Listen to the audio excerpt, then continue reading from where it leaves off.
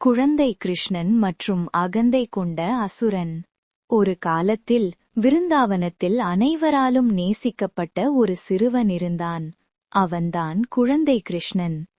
கிராமத்திலுள்ள மாடுகள், பசுக்கள், குழந்தைகள், மூதாட்டிகள் எல்லோருக்கும் அவன் மீது பேரன்பு.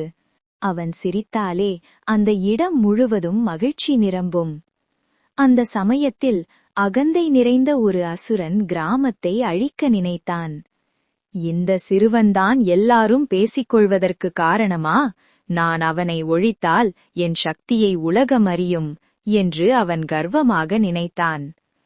அசுரன் ஒரு பெரிய பயங்கர உருவம் எடுத்துக்கொண்டு குழந்தைகளை பயமுறுத்த வந்தான். அனைவரும் நடுங்கினார்கள். ஆனால் குழந்தை கிருஷ்ணன் மட்டும் பயமின்றி சிரித்தான். அசுரன் கோபத்தில் கேட்டான், நீ எனக்கு பயப்படவில்லையா?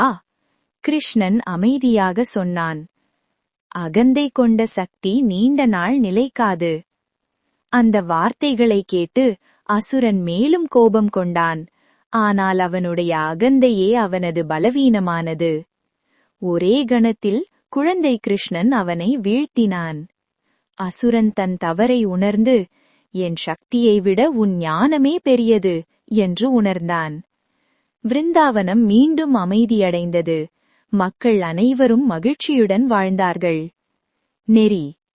அகந்தை அழிவை தரும். ஞானமும் தாழ்மையும் தான் உண்மையான சக்தி.